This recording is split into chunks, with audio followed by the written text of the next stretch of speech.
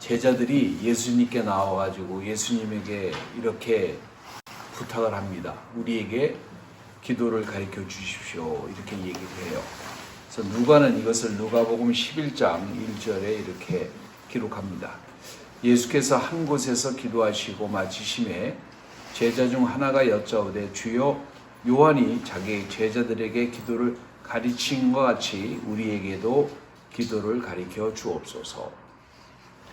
그러니까 또 사람들이 생각하기에는 오해를 합니다. 제자들이 기도 생활을 전혀 하지 않은 사람이라고 이렇게 생각을 해요. 이거는 오산입니다. 이들은 전통적인 유대의 배경 속에서 태어났고 성장하고 사는 사람들입니다. 다시 말하면 어릴 적부터 어머니의 무릎에서 기도를 배운 사람들입니다. 그런데 지금 이 사람들이 예수님께 이렇게 요청을 해요. 기도를 가르쳐 주십시오. 지금 주님이 기도가 다 끝난 다음에 제자들이 지금 이런 요청을 합니다. 의심할 것 없이 제자들은 이 기도를 통해 가지고 전에 느끼지 못했던 어떤 그런 기도의 어떤 능력을 체험한 것입니다. 자신들의 기도와 주님의 기도와는 엄청난 차이가 있다고 하는 사실을 지금 깨닫고 있는 거예요. 그리고 간절하게 기도의 능력들을 자기들이 알기를 원하는 거예요. 주님의 기도는 확신이 가득하고 능력이 있고 현실적이고 또 성령께서 임재하셔가지고 그 기도를 할 때마다 사람의 마음이 열리고 하나님의 임재가 나타나고 그러는 반면에 자신들의 기도는 굉장히 형식적이고 약하고 간헐적이고 어물럭거리는 그냥 순서를 때우는 그냥 해야 되는 그런 기도라고 하는 사실입니다. 상당한 차이가 있죠. 주님의 기도는 하나님이 호흡하는 기도이고 기도할 때마다 압도적이고 성령이 충만한 가운데 자신의 마음이 열리고 회개가 열리고 변화가 일어나는 데 반해서 자신들이 하는 기도는 그냥 공중에다가 벽에다가 공치는 듯한 아무 느낌이 없는 그런 수준이라는 거예요. 그러니까 뭐냐면은 이들이 왜 우리는 기도를 하는데 왜 우리는 다른가? 왜 주님의 기도와 우리의 기도는 다른가? 그걸 느낀 거예요, 뼈저리게. 그래서 뭐라고 얘기했냐면 주님, 기도를 가르쳐 주세요. 이렇게 얘기를 하는 거예요. 자, 두 가지 점을 살펴보는데 주님은 기도에 대해서 단 한 번도 누구와도 논쟁을 해보신 적이 없습니다. 마치 하나님의 존재를 믿고 말씀하신 것처럼 기도의 능력에 대해서 능력이 있다 없다, 기도에는 이런 힘이 있다 없다 이런 거 가지고요 논쟁을 해보신 적이 단 한 번도 없습니다. 기도란 논쟁으로 증명되어지는 것이 아니고 토론으로 증명되어지는 것이 아니라 이것은 뭐냐면은 자연스러운 영혼이 호흡하는 것이에요. 우리가 공기를 호흡하듯이 우리의 영혼이 하나님 아버지와 자연스럽게 호흡하는 것을 말합니다. 그러니까 기도라고 하는 것은 본능적인 것이고 자신과 하나님의 교제를 통해서 나타나는 것입니다. 사람들은 끊임없이 자신의 영혼이 기도를 통해서 하나님의 임재 가운데로 들어가는 것을 느끼게 될 것입니다. 도마도 기도에 대한 회의는 단 한마디도 언급한 적이 없습니다. 예수님 자신이 항상 뭐예요? 바로 중요한 문제가 있을 때마다 항상 기도하시고 결정하십니다. 그렇기 때문에 이 기도의 문제를 가지고 사람들이 생각하는 것처럼 왈가왈부할 대상이 논쟁의 대상이 전혀 아니라고 하는 사실이에요. 기도하는 주님의 모습은 이런 모든 이론을 반박합니다. 오늘 미국에서 목회하시는 분들의 평균 기도 시간이 몇 분인 줄 아세요? 5분도 채 안 돼요. 그러니까 미국 교회가 죽어가는 것이 이상한 것이 전혀 아니라고 하는 사실이에요. 자, 둘째는 예수님이 기도에 대한 교훈을 주셨을 뿐만 아니라 항상 아까도 말한 것처럼 실천으로 옮기셨습니다. 주님이 어떤 주제에 대해서 언급을 했다고 하면은 그 언급한 것을 항상 실천을 하십니다. 자, 주님께서는 기도를 가리키셨을 뿐만 아니라 항상 제자들에게 무슨 모습을 보여주시냐면은 기도하는 모습을 보여주신 거예요. 두 삶을 우리가 구별해가지고 생각한다는 것은 있을 수가 없는 일입니다. 자, 여기서 사람들을 만날 때마다 주님께서 보면은 얼마나 바쁘셨겠어요. 아침부터 저녁 늦게까지 사람들을 치유해주고 가르쳐주시고, 그리고 그 다음날 새벽이 되면 어김없이 한적한 곳에 조용한 곳에 가셔서 기도하시는 것들을 성경에 보면 기록되어 있습니다. 자, 여기서 보면은 주님의 이런 영적 삶에 대해서 관심을 끄는 세 가지가 있는데, 첫 번째, 기도는 주님의 틀에 박힌 습관이라고 하는 사실입니다. 어쩌다가 이벤트성으로 하는 것이 아니라 이것이 날마다 삶의 어떤 일부분이었다라고 하는 사실이에요. 이 증거는 성경의 어느 곳에 봐도 다 나와 있습니다. 이 세상이 깊은 잠에 빠져 있을 때 주님께서 기도하십니다. 마가복음 1장 35절, 새벽 오히려 미병에 예수께서 일어나 나가 한적한 곳으로 가서 거기서 기도하시더니, 이렇게 얘기를 합니다. 하루 종일 사람들에게 시달리신 주님이 굳이 하나님 그 자신이 아버지에게 기도할 필요가 있을까라고 생각할 정도로, 그런데도 불구하고 그분은 그렇게 기도를 하세요. 마가복음 6장 46절에 무리를 작별하신 후에 기도하러 산에 가시다, 이렇게 얘기를 합니다. 사람들이 그렇게 몰려오고 개인 시간을 도저히 가질 수 없는 상황 속에서도 각 사람들이 자신의 필요를 채워달라고 아우성칠 때에도 주님은 항상 먼저 기도를 하십니다.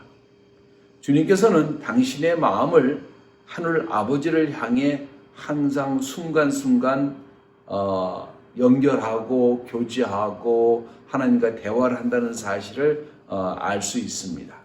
마가복음 7장 33절에 하늘을 우러러 단식하시며 그에게 이르시되 에바다야 하시니 이는 열리라는 뜻이라, 이렇게 얘기를 합니다. 복음서에 기록된 사실들입니다.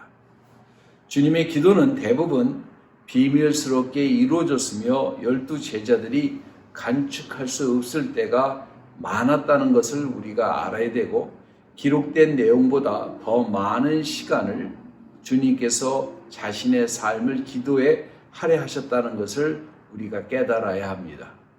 그리고 성경에서 기록되어 있는 이 곳곳에 기록되어 있는 것들은 사실 보면은 제자들의 입장에서 보면요, 아마 먼 훗날에는 깨달았을지 모르지만은 당시에는 이것이 얼마나 중요한 삶의 부분인지 아마 채 깨닫지 못했을 수도 있습니다. 자, 그분의 기도 생활은 무두에 의해서 좌지우지된 적이 단 한 번도 없어요. 그분은 모든 슬픔과 역경과 기쁨을 아시는 분일 뿐만 아니라 인간의 약함과 무기력함과 사람의 모든 삶을 체험하신 분이에요.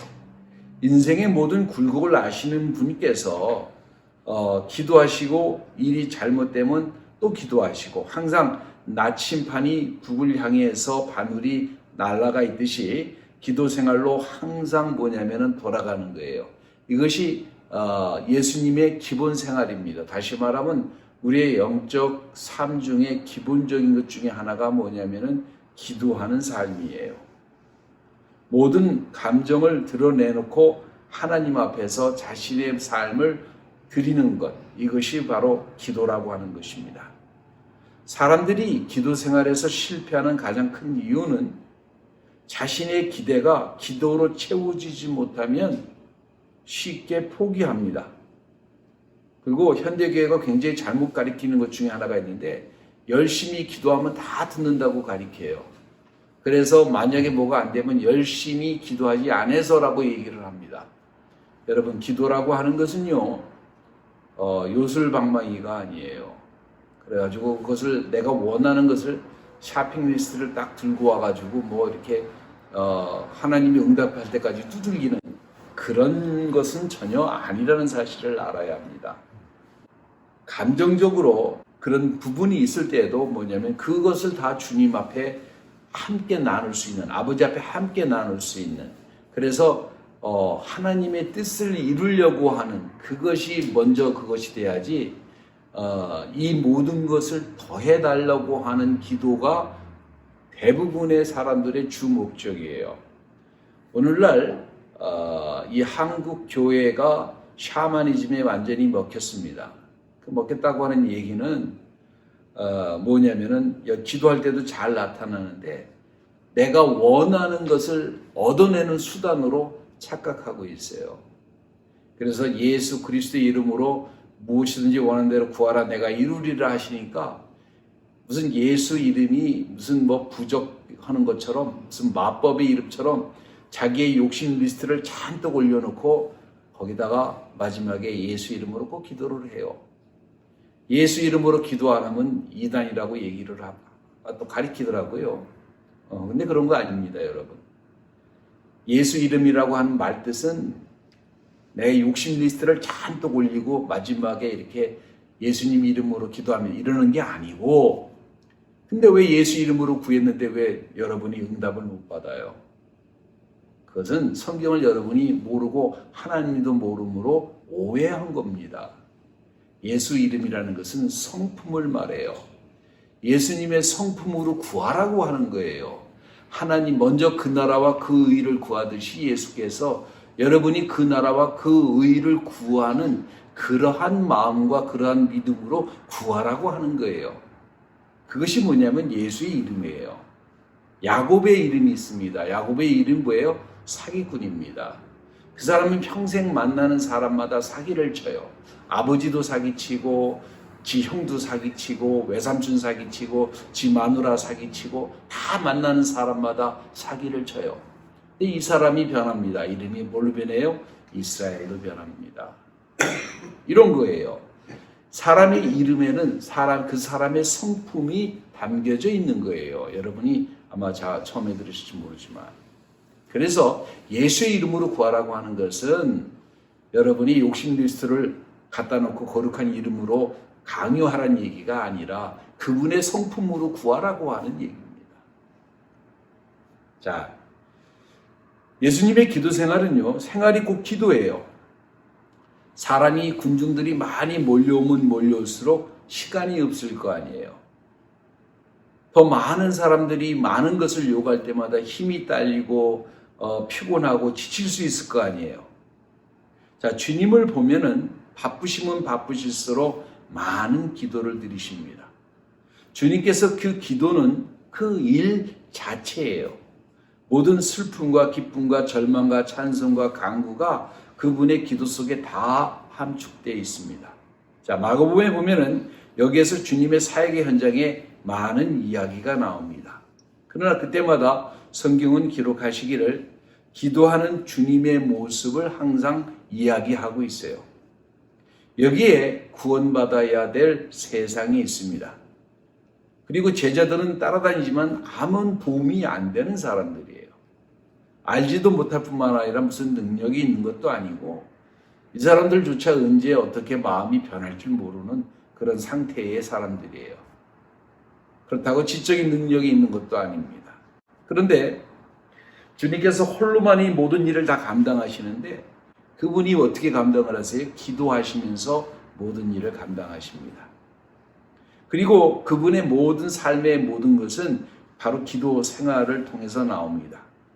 이 세상에서 기도를 대처할 수 있는 것은 아무것도 존재하지 않습니다. 주님께서 우리에게 명하시기를 하나님께 가서 모든 사랑으로 간구하라고 가르쳤습니다. 자, 우리가 근데 기도를 하다가 기도가 막히는 이유가 있어요. 첫 번째 기도가 막히는 이유는 사람들의 일 때문에 그래요. 하루하루가 너무나 바쁩니다. 때로는 일 자체가 너무나 바쁘기 때문에 거기에 얽매이다 보면은 기도하지 못하는 수가 생깁니다. 우리가 할 수 있는 가장 정직한 일 중에 하나는 사실은 기도하는 일이에요. 마가복음에 보면은 얼마나 주님께서 바쁘신 삶을 살았는지 단번에 알 수가 있는데, 모든 문제를 가진 사람들이 주님을 찾아옵니다. 갈급하니까 주님을 붙잡고 어떻게든지 그 문제를 해결하려고 매달리고 있어요. 오늘날처럼 병원이 있는 것도 아니고 의사가 있는 것도 아니고, 오늘날도 똑같은 문제이지만 어두운 영에 사로잡혀 있을 때는 다른 방법이 없어요. 구할 수 있는 방법이 하나도 없습니다. 근데 온갖 문제가 있는 사람들이 찾아와요. 병자들이, 어두운 영에 사로잡힌 자들이. 근데 주님께서 일이 바쁘시면 바쁘실수록 그럼에도 불구하고 항상 기도하셨다는 겁니다. 구원해야 할 세상이 바로 눈 코앞에 있는데도 그 수많은 필요가 있었고 수많은 간구가 있음에도 불구하고 주님께서는 그 가운데서 항상 기도를 하세요. 왜? 기도를 대체할 만한 것이 아무것도 없기 때문에 그래요. 자, 두 번째, 우리는 근데 바쁘면 기도를 안 해요. 그게 문제예요. 둘째, 자, 기도를 우리가 오늘날 막는 것은 우리의 조급함 때문에 그렇습니다. 사람들의 생각에는 문을 두들기면은 바로 문이 열릴 것이라고 생각하는 사람들이 크리스찬 커뮤니티에 너무나 많아요. 한번 두들겨서 열리지 않으면 쉽게 포기를 합니다. 아이, 기도해봤는데 안 되더라고요. 이런 얘기를 해요. 기도라고 하는 것은 한 번 해보고 마는 게 아닙니다. 우리 주님은 그렇게 하시지 않으세요. 우리 주님의 기도는 온 마음과 온 영혼을 담긴, 그리고 아주 심각한 것으로 이 기도를 생각합니다. 히브리서 5장 7절에 보니까 그는 육체에 계실 때에 자기를 죽음에서 능히 구원하실 이에게 심한 통곡과 눈물로 간구와 소원을 올렸고 그의 경외하심으로 인하여 들으심을 얻었느니라, 이렇게 얘기를 합니다. 그분이 기도하실 때 그냥 담담하게 기도한 것이 아니라 심한 통곡과 눈물과 간구와 소원을 하나님 아버지 앞에 올려드렸다는 사실을 알아야 합니다. 어떤 기도가 있을 때 한 번 딱 하고 마는 게 아니에요. 그 기도가 이루어질 때까지 끊임없이 문을 두들기고 또 두들기고 또 두들겨야 되는 것이에요. 기도를 하는 주님의 태도는 굉장히, 이 기도라고 하는 것은 그냥 한번 해보는, 그냥 교회에서 그냥 어떤 크리스천 커뮤니티에서 하는 그런 어떤 형식이나 격식이나 그런 것이 아니라 온 힘을 다 써서 온 정열을 다 써가지고 우리의 삶을 쏟아내야 되는 그것이 기도예요. 그래서 비유로 말씀을 하십니다. 누가복음 11장 5절에 또 이르시되 너희 중에 누가 벗이 있는데 그 밤중에 그에게 가서 말하기를 벗이어 떡 세 덩이를 내게 빌리라. 누가복음 11장 8절에 내가 너에게 말하노니 비록 벗됨을 인하여서 일어나 주지 아니할지라도 그 강청함으로 인하여 그 소용대로 주리라, 이렇게 얘기를 합니다. 그 당시의 상황을 알아야 되는데 우리가 이것을 전문 용어로 시즌 레반이라고 합니다. 그 당시 문화가 어떤 게 있냐면, 어떤 사람이 친구 집에 왔는데 거기서 대접을 못하면 그 사람의 수치가 아니에요. 그 마을의 수치입니다. 먹을 것은 못 줬다? 밤중에 왔는데, 그러면 그 사람의 수치가 아니라 그 마을의 수치예요. 그러니까 다 줘야 되는데 옆집에 친구가 떡이 있는 사람이 있는데 좀 사는 사람이 있는데 문을 두들기니까 귀찮으니까 안 열어줘요. 자, 근데 벗됨으로는 문을 안 열어줄지라도 귀찮게 하면은 그 강청함으로 인해 가지고 귀찮으니까 문을 열어준다는 얘기예요. 다시 말하면 구할 때에 체면 차리고 그런 거 해서는 안 되는 거예요. 이런 거를 생각하는 그 정신들 차린 겁니다. 하나님 앞에 구하는데 체면이요? 그런 게 있을까요? 다윗이 하나님 앞에 눈물을 뿌리며 기도를 하니까 비웃습니다. 아이고, 저게 질질 짜게 나고 왕이라는 게. 그 다윗이 뭐라 그래요? 내가 하나님 앞에서 한 것이라. 우리는 하나님 앞에서요, 체면 차릴 것도 폼 잡을 것도 여유 잡을 것도 하나도 없어요. 그냥 존재할 필요도 없는 죄인이고 가치 없는 죄인이고 살아봐야 별로 도움이 안 되는 죄인이기 때문에 하나님 앞에 진짜로 나의 부족함을 알내고 고하고 정말 눈물을 흘리고 가슴을 치고 울어도 시원찮을 판인데 이거 있을 수 없는 일인 거예요. 여러분, 만약에 문을 두들겨서 안 열리면 두 번 두들기고, 아니면 그 문을 내가 부시겠다는 생각으로 힘차게 두들길 수 있어야 합니다. 주님께서 그 자녀의 외침을 외면하시지 않을 것입니다. 그래서 주님께서 항상 끈질기게 달려드는 사람들에게 응답을 하신다는 얘기예요. 이것이 기도를 하는 사람들의 태도이야 합니다. 점점 빼는 기도, 얌전한 기도, 폼 잡는 기도, 이런 거는 사실 기도가 아닌 거예요. 만약에 주님께서 이들에 대한 특별한 사랑을 베푸셨다고 한다면 바로 이런 태도를, 하나님께서 이런 태도를 사랑하신다는 사실이에요. 하나님은 우리의 간구를 거절하시려고 하거나 외면하시려고 하는 마음은 추호도 없습니다. 그분은 반쯤 신경 쓰는 기도, 반쯤 믿는 기도, 한번 해보는 기도, 이런 기도에 응답하신 적이 없어요.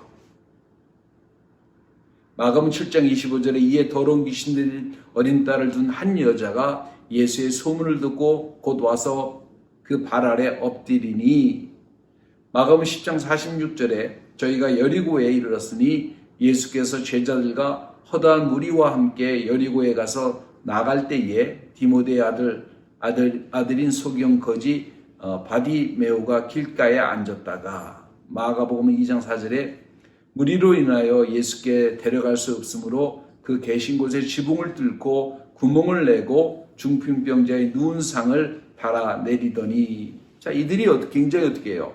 적극적으로 하나님 앞에 나가는 모습을 볼 수가 있습니다. 한번 해보는 게 아니에요. 이들의 마음속에는 뭐가 있어요?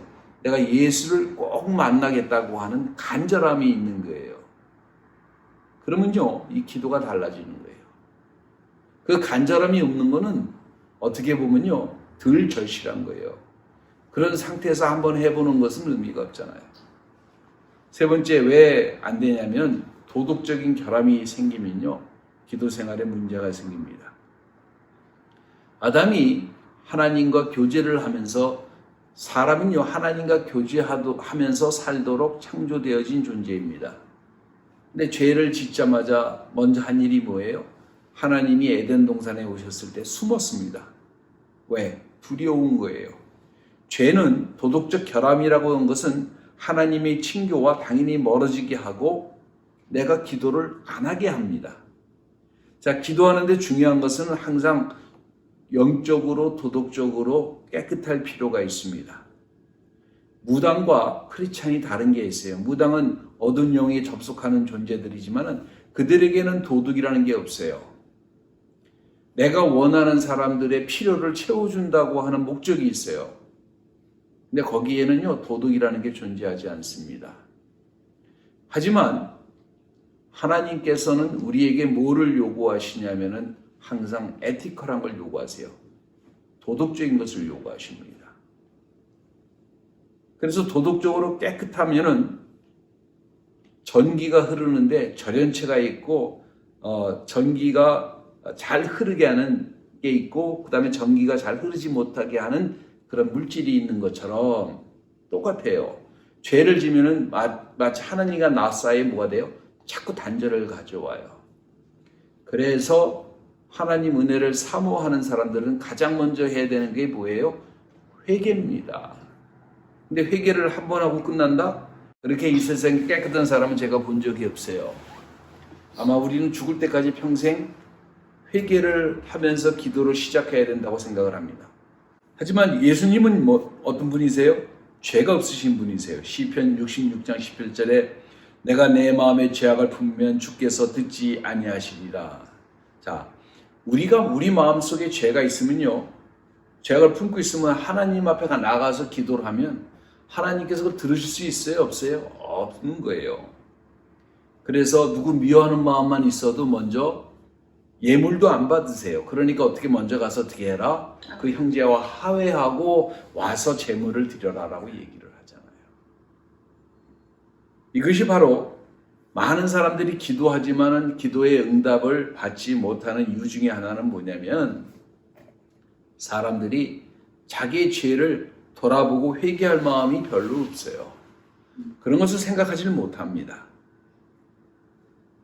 자, 셋째로는 뭐냐면 이 땅에 계시는 동안 예수님께서는요, 어떤 때든지 상관없이 끊임없이 기도하셨습니다. 처음 주님을 아버지가 부르셨을 때에 기도하고 있었습니다. 누가복음 3장 21절에 백성이 다 침례 받을새 예수도 침례를 받으시고 기도하실 때에 하늘이 열리며 이렇게 얘기를 합니다. 여기서 주님은 아마 침례 요한을 통해서, 침례 요한의 침례는 무슨 침례라고 그랬죠? 회개의 침례입니다. 근데 예수님은 회개할 게 있어요, 없어요? 없어요. 근데 왜 와서 침례를 받으셨어요? 이제 드러나는 거예요. 본인이 메시아인 것을 드러내기 위해서 나오셨는데 여기서 자신의 소망을 놓고 아마 기도를 했을 겁니다. 그러면서 하늘문이 열리고 성령이 한량없이 임하시고 그 다음에 아버지께서 인정을 해주십니다. 근데 여기서 처음 제자들을 선택하실 때에도 인생의 중요한 사역 중에서도 항상 주님께서 보면요, 십자가를 지실 때에도 밤늦도록 기도를 하시고 하나님 아버지하고 상의를 하십니다. 누가복음 6장 12절에 이때 예수께서 기도하러 산에 가사 밤이 맞도록 하나님께 기도하시고 이렇게 얘기를 합니다. 때로는 주님께서 인도함 받기 위해서 기도를 하시는데 제자들이 주님이 요한과 야고보와 베드로를 데리고 산에 올라가셨을 때에 그리고 이제 기도했을 때에 남아있는 제자들이요 기다리고 있었는데 예수님이 이제 내려오길 기다리고 있었는데 어떤 한 사람이 귀신 들린 아이를 데리고 제자들이 귀신을 쫓지를 못하는 거예요. 그러니까 제자들이 묻습니다. 아니 주님 왜 우리는 귀신을 쫓지 못합니까? 전에 쫓았는데 왜 이게 또 안 됩니까? 이렇게 얘기를 하는 거예요. 주님께서 마가복음 9장 29절에 이르시되 기도 이외에는 다른 것으로는 이런 유가 나갈 수가 없느니라 이렇게 얘기를 합니다. 때로 주님이 자신의 일에 힘을 더하도록 기도를 하세요. 겟세마네에서 주님께서는 십자가를 지시기 전에 기도하십니다. 모든 것을 한번 생각해 보세요. 그 깨끗하신 분이 인간의 모든 죄악을 오고 가는 세대의 모든 죄악을 다 자기가 감당해서 십자가에서 그것을 지는데 좋은 일이 아니에요. 깨끗한 일이 아니에요. 십자가에서 죽는 게 두려운 게 아니라 인간의 그 쓰레기 같은 오물의 죄악을 자신이 다 짊어진다는 게 너무 싫으신 거예요. 힘드신 일입니다. 하나님 그분으로서. 그래서 간절하게 기도를 해요. 기도를 하는데 어떻게 기도를 합니까? 누가복음 22장 44절에 예수께서 힘쓰고 애써 더욱 간절히 기도하시니 땀이 땅에 떨어지는 핏방울 같이 되더라. 저는 한 번도 이런 기도를 해본 적이 없어요. 땀이 얼마나 간절한지 핏방울처럼 변해서 떨어지는 온몸을 쥐어짜는 주님께서 이 기도를 하시는데 이 기도를 하시는 목적이 뭐냐면 우리를 위해서 십자가를 지시려고 하시는 거예요. 우리의 죄를 감당해 주시려고 하시는 거예요. 그래서 우리를 구원해 주시려고 하는 거예요. 십자가를 지신 게 누가 죽여서 누가 팔아먹어서 누가 죽이려고 해서 빌라도가 뭐 이렇게 해서 죽은 게 아니에요. 누가 죽여서 죽는 존재가 아닙니다. 이분은 하나님이세요. 스스로 당신께서 십자가를 선택하셨는데 그 이유는 우리의 모든 죄악을 구원하시기 위해서 주님께서 하신 거예요. 그러니까 갈보리 십자가에서도 그분이 뭐냐면 그렇게 기도를 하시고 그 일을 감당하시고 그리고 또 십자가에서도 뭐라고 얘기를 하시냐면 누가복음 23장 46절에 아버지여 내 영혼을 아버지 손에 부탁하나이다 하고 이렇게 마지막으로 말씀을 하시고 운명을 하십니다. 주님은 육신을 벗어버릴 때도 기도하시고 십자가를 지실 때도 기도하고 제자들을 선택할 때도 기도하시고 하여간 중요한 점에도 보면은 항상 제자들에게 기도하고 결정하시는 모습을 우리에게 보여주십니다. 그러면 그를 따르는 사람들은 당연하게 어떻게 됩니까? 그와 같이 기도를 해야 된다고 한 사실이에요. 당연히 기도가 우리의 삶의 일부분이 돼야 된다라고 하는 사실입니다. 기도에는 여러 가지 요소가 있어요. 근데 중요한 거는 이런 거는 사실은요, 뭐 찬양이 섞여 있고, 뭐 고백할 수 있고, 감사, 뭐 간구 이런 거는요, 몰라도 돼요, 솔직히. 이런 거는 사실 기도가 아니에요. 가장 하나님이 기뻐하시는 것은 뭐냐면은 여러분이 정직하게 하나님 앞에 구하는 겁니다. 거짓이 섞여 있는 것은 소용이 없어요. 여러분, 기도는 하나님과 대화인데, 만약에 어떤 분이 거짓말을 입에 밥 먹듯이 해. 그리고 얘기하자 그러면은 여러분은 대화하고 싶은 마음이 납니까? 그 사람을 어떻게 신뢰를 해요? 내가 약하고 부족한 것은 문제가 되지 않습니다. 정직하게 하나님 앞에 나아가서 자신을 바라보고 하나님 앞에 나가서 마음과 심령 속에서 정말로 부르짖는 그런 기도를 해야 되고, 그리고 우리 힘으로 능으로 하는 기도는 한계가 있어요. 뭐 그렇게 기도하지 말라는 건 아니지만 그것 가지고만은 안 됩니다. 그래서 뭐냐면 성령님으로 체험을 받아야 돼요. 성령으로 충만함을 받아야 진짜로 기도의 의미를 알게 됩니다. 성경에서, 신약 성경에서 여러분에게 그렇게 얘기해요. 무시로 기도하며 성령 안에서 간구하며. 그러면 사람들은 그냥 좋은 말이니 하고 넘어가요. 왜? 성령 안에서 기도한다는 게 무엇인지 한 번도 경험해 본 적이 없기 때문에 그렇습니다. 성령이 임하시면은 그 다음부터는 뭐냐면은 완전히 다른 기도 생활에 들어갈 수가 있는 거예요. 그리고 성경을 더 이해하게 될 겁니다. 그래서 여러분이 먼저 구하는 것은 예수님을 따라 우리가 기도하는 것도 중요하고, 그 다음에 하나님한테 주의 성령으로 채워달라고 그렇게 기도를 하세요. 하나님이 함께 하실 때 여러분이 자면서도 기도하는 게 생기고, 하나님과 교제하게 되고, 하나님과 함께 있고, 하나님이 여러분 안에, 여러분이 하나님 안에 함께 계시는 그 삶을 체험하는 순간부터 여러분의 삶은 완전히 이 세상에서 줄 수 없는 다른 삶을 살게 될 것입니다. 다른 신앙을 하게 될 거예요. 그것이 기도에서부터 시작합니다. 그래서 여러분이 이 기도의 중요성을 다시 한번 깨우치시고, 많은 지식, 어떻게 보면 지식으로 우리가 구원받는 것이 아니에요. 하나님 은혜로 구원받는 것인데, 가장 중요한 것은 뭐냐면 여러분이 정말로 하나님 앞에 진실된 마음을 가지고 무릎을 꿇을 수 있는 건가. 이게 여러분 신앙생활의 키포인트입니다.